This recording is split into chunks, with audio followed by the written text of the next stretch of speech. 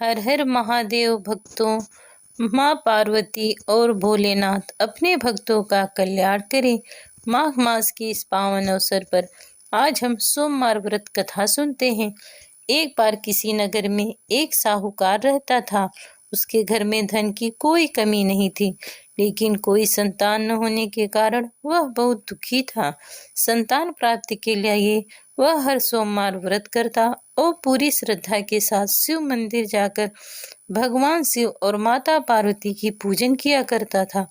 उसकी भक्ति देखकर एक दिन माँ पार्वती प्रसन्न होकर भगवान शिव से साहूकार की मनोकामना पूर्ण करने का निवेदन किया।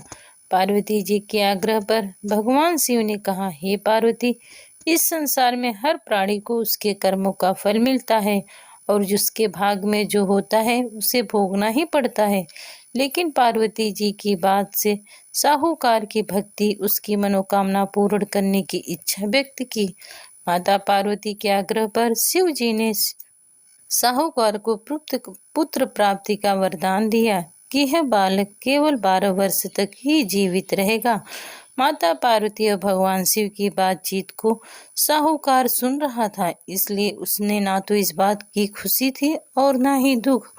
वह पहले की भांति शिव जी की पूजा करता। कुछ समय बाद साहूकार की पत्नी को एक पुत्र हुआ। जब वह पुत्र 11 वर्ष का हुआ तो साहूकार ने उसे पढ़ने के लिए काशी भेज दिया।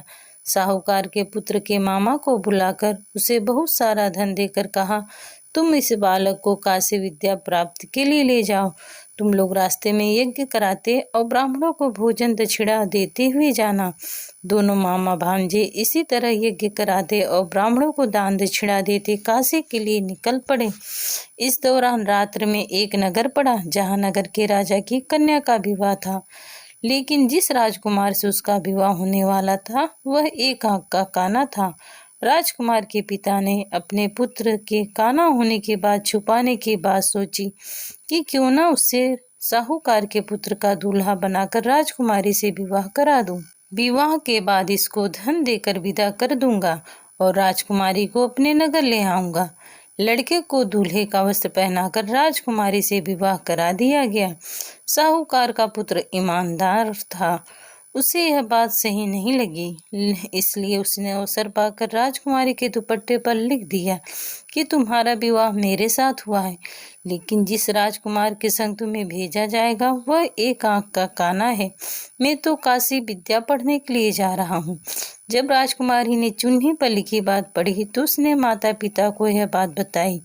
राजा ने पुत्री को विदा नहीं किया, फिर बारात वापस चली गई। दूसरे ओर साहूकार का लड़का और उसका मामा काशी पहुंच गए और वहां जाकर उन्होंने यज्ञ किया। जिस दिन लड़का 12 वर्ष का हुआ उसी दिन यज्ञ का आयोजन था। लड़के के मामा ने कहा कि मेरी तबीयत ठीक नहीं है। मामा ने कहा, तुम अंदर जाकर आराम कर लो। शिव जी के वरदान अनुसार कुछ ही देर में उस बालक के प्राण निकल गए।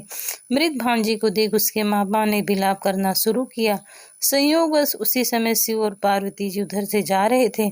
माता पार्वती ने भोलेनाथ से कहा, स्वामी, मुझे इसके रोने का स्वर सहन नहीं हो रहा है, अतः आप इस बालक व्यक्ति के कष्ट को दूर करें। शिवजी मृत बालक के समीप गए तो वह बोले, यह उसी साहूकार का पुत्र है जिसे मैंने 12 वर्ष की आयु का वरदान दिया था। अब इसकी आयु पूरी हो चुकी है। लेकिन मातृ भाव से विभोर होकर माता पार्वती ने कहा, हे महादेव, आप इस बालक को आयु देने की कृपा करें, अन्यथा इसके वियोग में इसके माता पिता भी तड़प तड़प कर मर जाएंगे। माता पार्वती के बार बार आग्रह करने पर शिव जी ने उस लड़के को जीवित कर दिया। शिव जी की कृपा से वह लड़का जीवित हो गया। शिक्षा पूरी करके लड़का मामा के साथ अपने नगर की ओर वापस चल दिया। दोनों चलते हुए उसी नगर में पहुंचे जहाँ उसका विवाह हुआ था।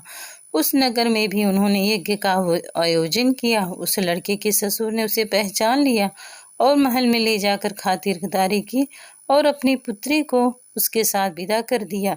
इधर साहूकार और उसकी पत्नी भूखे प्यासे रहकर बेटे की प्रतीक्षा कर रखे थे।